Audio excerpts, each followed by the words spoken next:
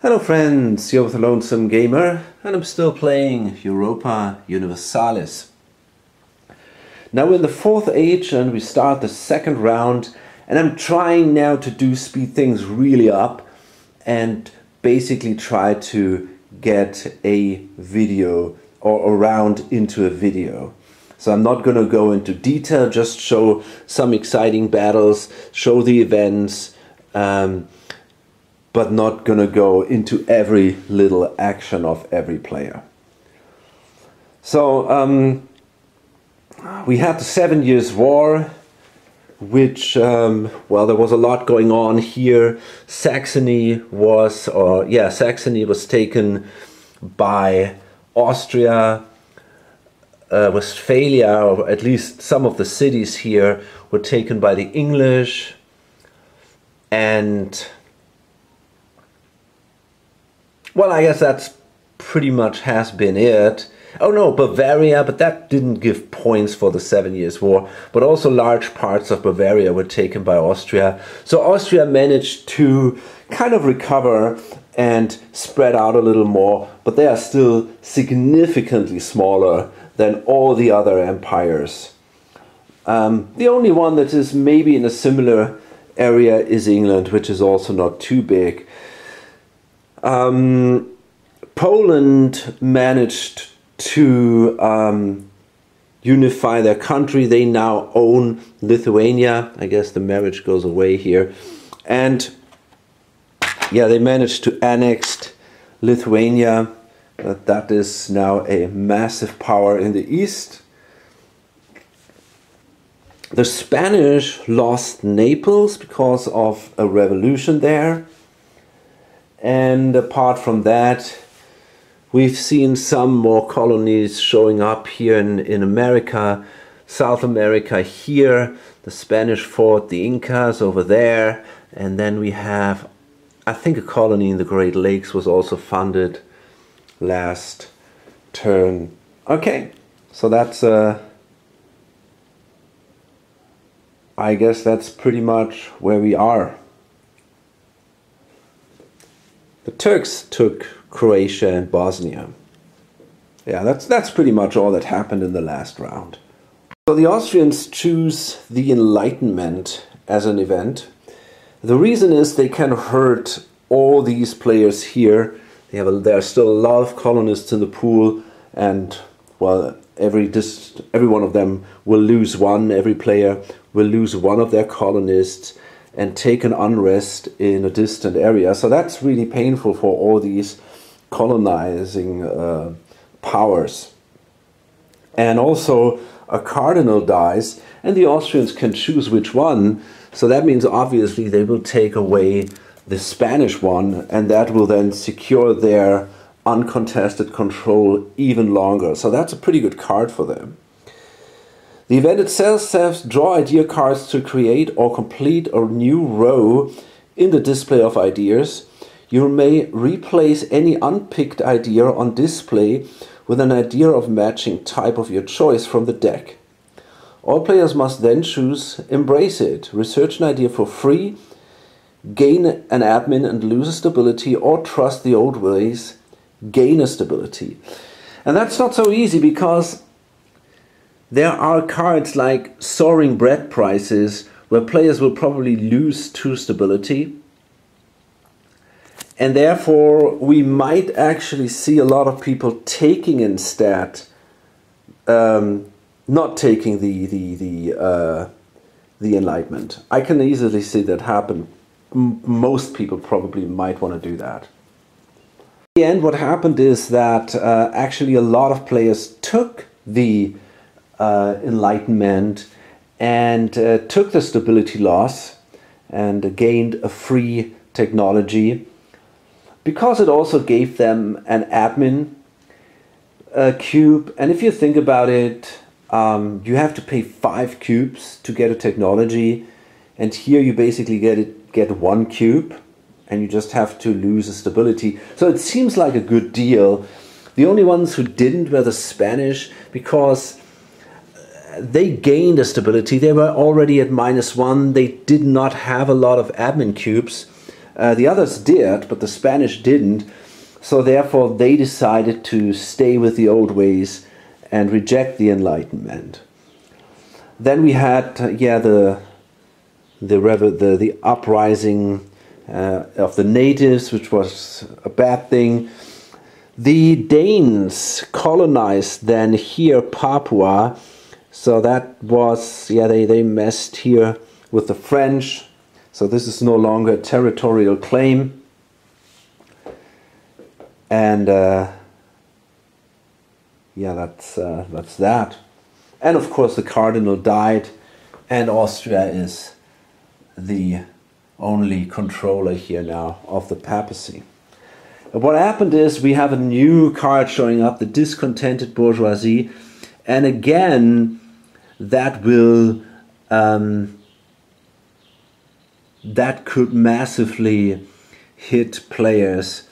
They will again lose stability and add unrest, or they might pay admin like crazy. So this is really, really bad. And maybe we would have actually rejected the Enlightenment if we would have known that this card will show up next. So that's pretty tough. So again, we have gone around the table. The French colonized the Philippines. The Spanish, they hired a big army and a fleet to declare war on Naples, but that's actually something they did already before. I think they tried to fix their unrest here. Yeah, that's what they did. Simply because we have also a card corruption in the colonies, which will then cause more unrest in the colonies, and that is something we really want to be careful here. We don't want to lose any colonies because it's hard to get them. And the English did exactly the same. They fixed unrest in the Great Lakes colonies. The Austrians, they used some of their massive diplomatic power to play the study technology card, and they studied the Tertius Janissaries technology, which gave them a couple of points, and more important, they did the enlightened rule now.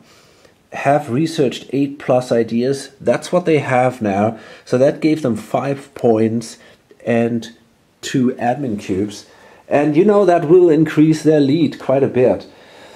What's interesting, and I'm not sure how to deal with that, the bot has... They also have 8 points, right? But, or 8 technologies, maybe even more. No, I think, they might have even 9. But the thing is, bots score these milestones on a different way. So I'm not going to give them that milestone because, sometimes they simply score a milestone even if they have not fulfilled the requirements.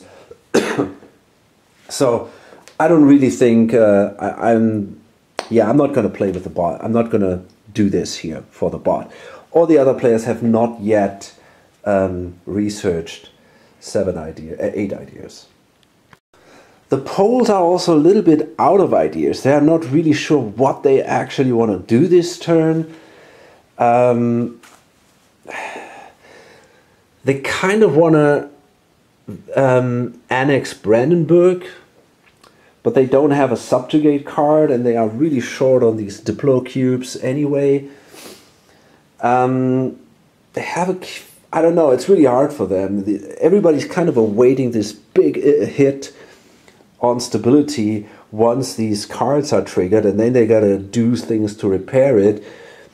And they also don't want to spend too much cubes on military aspects. I'm not sure what for. I could attack Sweden, but I gotta somehow get a claim there, which is not that easy for me. And I don't really want to attack another player because, these guys are powerful and it's painful to do. Maybe I'm considering attacking the Turks. Because the Turks themselves had declared war on the Mamelukes, and they fought a war here in Palestine. So, you know, if they are weakened a little bit, maybe then I can attack down here in Wallachia. This sounds like it's a real option for me, but I'm not sure yet. Okay, so basically we're seeing a lot of consolidation going on here. Players preparing for these terrible events, hoping, and they're just waiting until the bots pick events, so maybe they can avoid that shit. And this is the problem if you play with bots. Well, and you know, it's not possible to make deals like, okay, nobody picks this event or something like that. Just not gonna happen here. You never know what the bots do. So Poland basically got rid of all their unrest. That cost them 4 cubes, military cubes, but now they have no more unrest. And actually, yeah, that's what they did exactly. And the French, they also got rid of unrest. The bot, they also repaired basically 4 unrest, 2 turns in a row. So there's not too much going on at the moment, but now we see actually a battle between Naples, the rebels here, and the Spanish. They want back their possessions, so they are attacking. They have their fleet here with 2 heavy ships. They got a light ship here. So first we see now a naval battle, and Naples has 2, so they are automatically destroyed by the ships of the Spanish.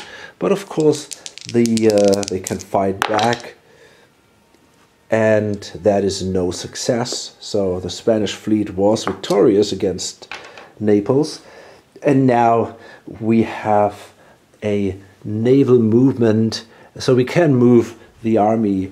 I think this is actually possible. I recruited an army here. I should place a marker there. I wonder if it is now possible to move the army in here. Maybe not. It might not be possible after that naval battle. Actually, I'm pretty sure that the naval battle ended the turn. So that means we're not going to see the army moving in here. The French did a diplomacy action. Now, usually, according to my bot rule, or according to the bot rules, French could not have vassals, but because I don't follow these rules completely, I allow bots to have vassals when they are converted to bots. So in this situation, Provence was still a vassal of France, but now with the diplomacy action, they managed to annex that into their realm completely. And then it's now Spain, and they will now spend a cube to move their army here into Naples.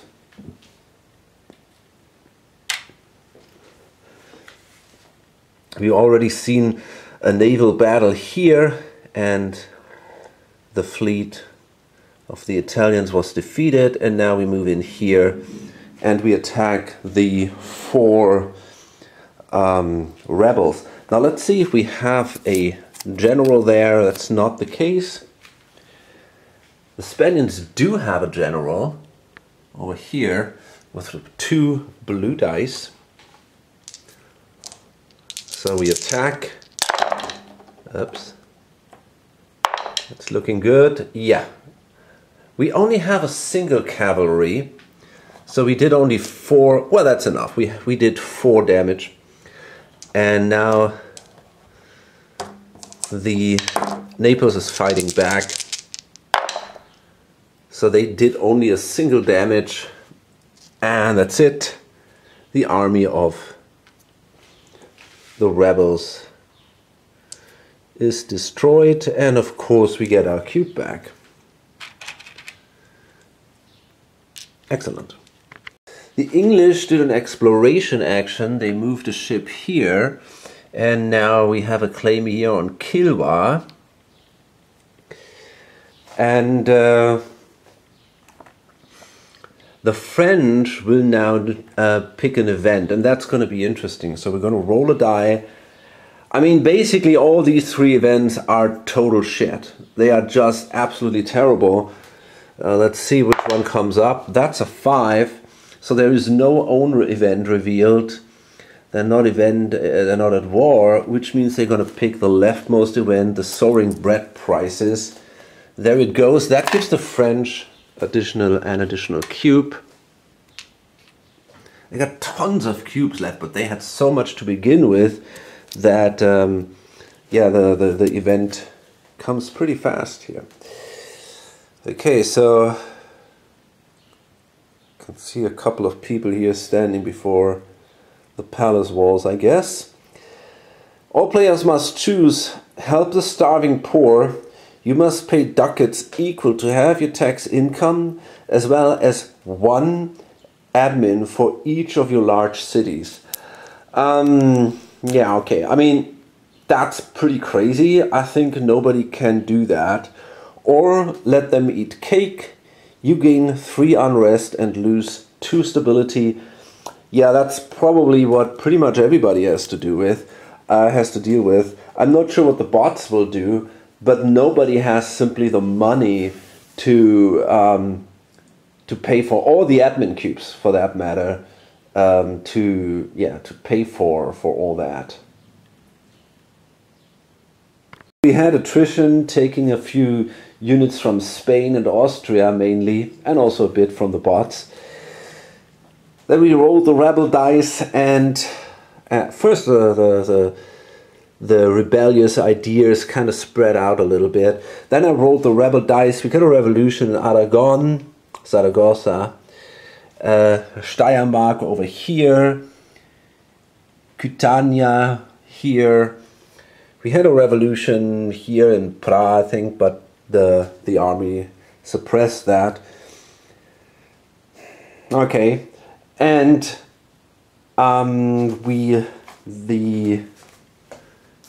this guy here, Jan III, died. This leader here, and instead we have now Abdullah. So no interregnum, but Jan III was a fantastic king, and Abdullah is by far not that good. Okay, I mean, we can really see that the order is completely falling apart. We have a new card here, Decline of l'Ancien Régime. All players who do not have either constitutional monarchy or revolutionary regime must choose a reform government, discard all advisors for every full 10 ducats of tax income, either pay 2 admin or lose a stability. Ridiculous. Resist all reforms, gain 2 victor prestige points and 2 military, lose 2 stability and gain unrest in your capital and another 4 of your provinces. Okay, I mean, this means we have basically now unrest everywhere, and it will also massively cripple the abilities of the players to do other things than somehow trying to quell these rebels. Okay, basically all players try to bring their stability a little bit up, because, you know, if you lose more stability, it costs you 4 cubes, which is extremely expensive.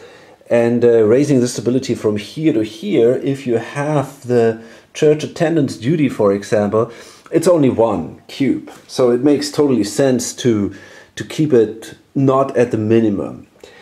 The Spanish, they hired a few troops to get control over possible unrest here, for example, here and here. And I think this is the strategy that players will use.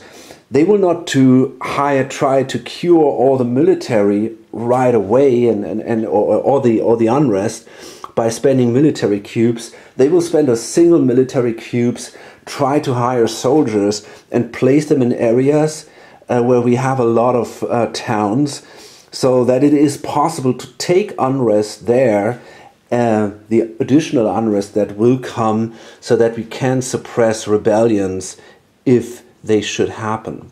I guess that's what we're going to do at the moment. We'll see now the Turkish bot rolling for an event. So that's a 2. Pick the second from left revealed event. That's not good. That's the discontented bourgeoisie. So it seems that we really take bad hits here. There is money on that event, so that gives the bot a cube.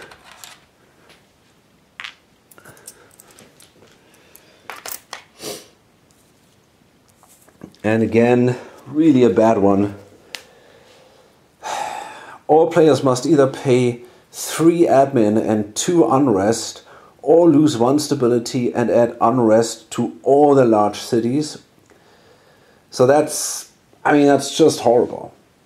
I don't know. I think everybody could afford to do that. So maybe this is actually what we're going to see. Players with the constitutional monarchy idea may draw a diplomatic action card. Players with the absolute monarchy idea lose 1. I don't think... Oh, there are actually a couple of them who have that. Oh boy. Holy buckets. Lose 1 stability in addition, but gain a cube. Okay, I mean, this is... Wow. This is tough, so I guess most people, we still have a lot of cubes. I think everybody will take... will pay the 3 admin and the 2 military. Everybody can afford that. Everybody kind of saved money for that. So I guess that's what we're going to see.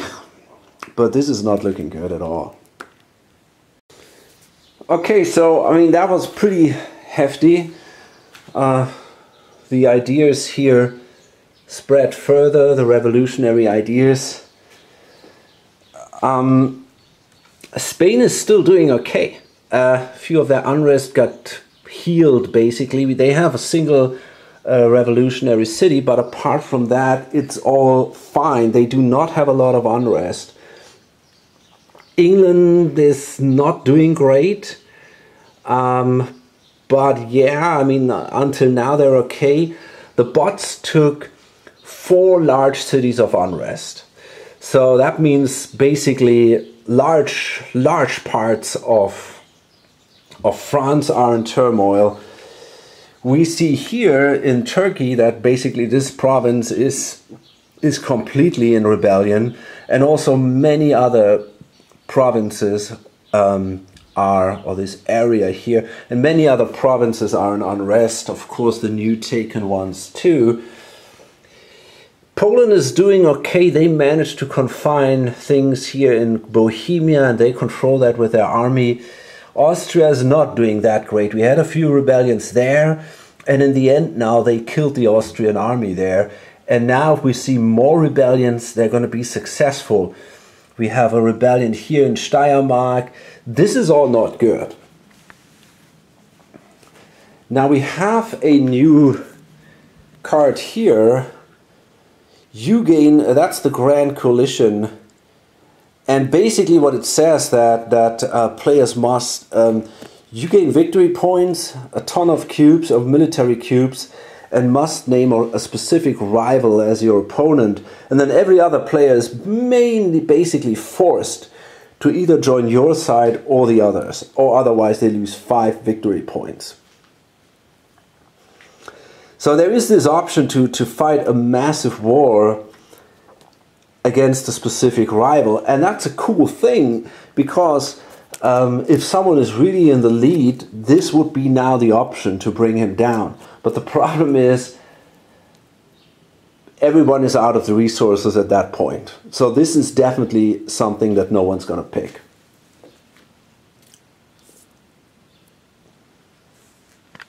I mean, we might actually see it happen simply to avoid shit like that, which hurts everyone terribly.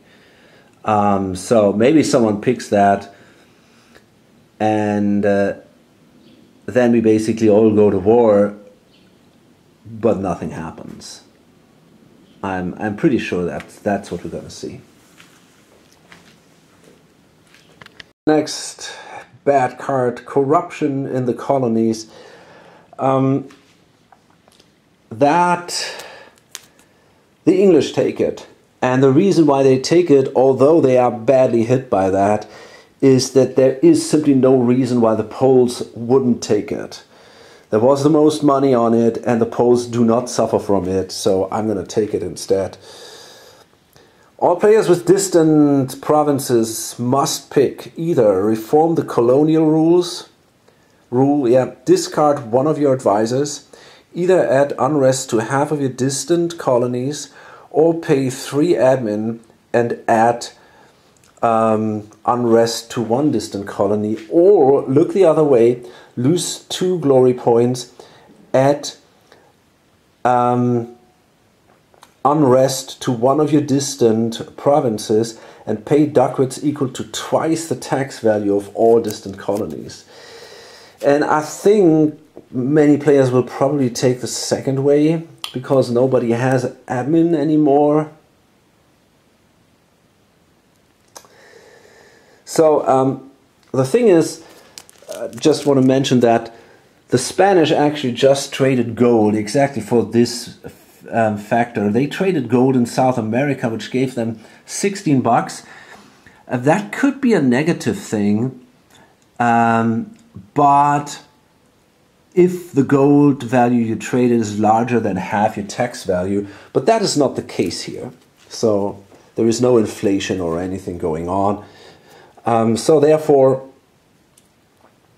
yeah, we go through this. The English only have to roll 1 die. That's the advantage. That's the reason why they took the card. Poland plays the Pragmatic Sanction. It's an Austrian event, and Austria does not really have the options to do these things. They can do the domestic recognition. Austria may remove 2 unrest from their cities, which they do not have, because they basically just paid unrest. They just removed all the unrest. Well, I mean, they can do this here, actually, so they're going to do that, I guess. And then place 2 cubes in the area. Oh, actually, this is something that is decided by the Polish. I always forget that. So the Polish obviously take foreign recognition because they also want the diplomacy. That's why I chose this thing in the first place. So the Austrians don't get an advantage. The Poles get a diplomacy cube, the foreign recognition here, and it's an admin cube, which is even better.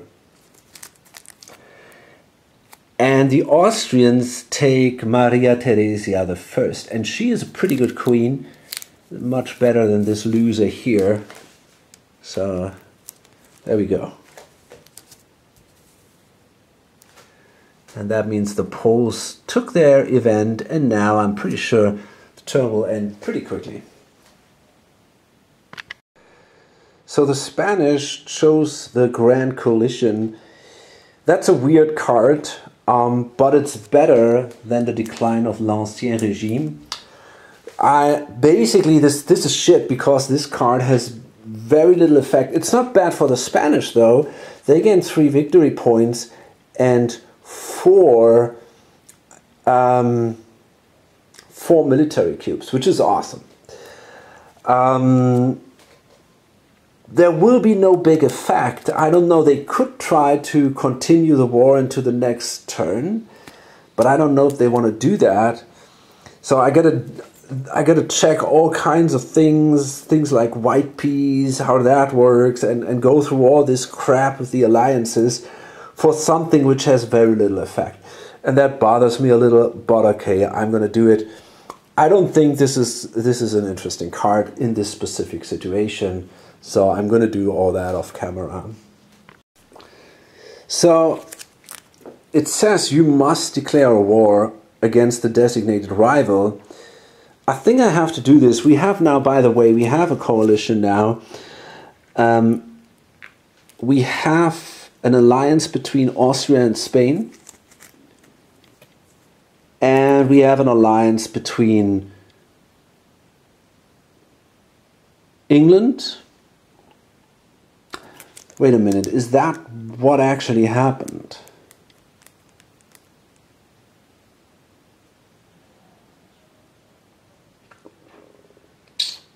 Yeah, I think so. We have an alliance between England and Turkey, or we have that bloc. We have Austria and Spain, we have England, France, Poland and Turkey. So these are the two blocs basically, and the reason why many of them joined with Turkey is that they want to be able to attack Austria. But now I realize that doesn't work, does it? I hate that card. It's a fucked up card because it just, at least at that point of the turn, it makes things just so complicated. Technically, I'm not even sure if this makes sense. We don't want an alliance with them, but we also don't want a truce. But it seems like we will end up in a truce with them, so we cannot fight battles. Yeah, I mean, that is so stupid. But yeah, at least we don't have an alliance with Austria, which is probably a good thing. So, yeah, kind of stuck with this shit now. Okay. I mean, these are things, they don't make any sense at all. Let's be honest about it. I mean, this is just, I really consider, you know, I'm not going to play that card. Fuck it. I'm not going to play that card. I simply ignore that card as a non-event because nobody wants to do it, right? And I don't like that card. It's as simple as that. So I'm not going to play it. I think it's stupid. It will cripple the whole next turn. Everybody is not going to be able to fight because they got a fucking truce with Austria. And why? Why would we do that? We can't do anything. We can't fight this turn and we can't fight next turn. Right? This is not the point of this card. It makes no sense. There's going to be the Napoleonic Wars next turn, possibly. And what's going to happen? Nothing. And you know why? Because we have a truce during the Napoleonic Wars. This is stupid as hell. You know, actually, I know what I'm going to do. I'm going to keep this thing the way I played it, but I will ignore the peace resolution when it comes to this. Because what would happen is, because this was taken as an event after the end of turn step has already been triggered, that means basically nobody has an action anymore, right? The only action we see is maybe from the post, but that's it. So what we have is, we have, if I see that right, we have an automatic white piece. And this is ridiculous because that will then again bring a truce basically over all Europe. And I don't want that. So what I'm going to do is I'm going to skip the peace resolution for this specific conflict this turn, which means we're going to have a war during the next turn. And that makes much more sense to me.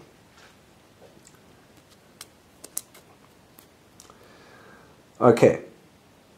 And now we're going to go through these two things here, and then we're pretty much done. Oh, we got to do all this crap too. Okay, so we're pretty much at the end of the turn right now. Nothing too exciting happened. Overall, the revolutions are more or less under control. Some military has been deployed over the map to keep the rebels down.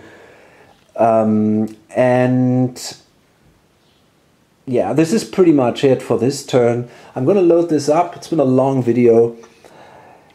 And as I mentioned, I'm going to, the Grand Coalition will stay. So we'll see now a war basically between England, France, Poland and Turkey against Spain and Austria.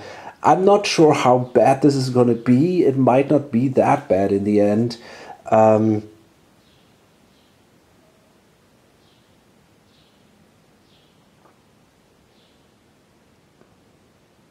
Yeah, we'll see. I mean, I can see definitely... Well, I don't know. We'll see.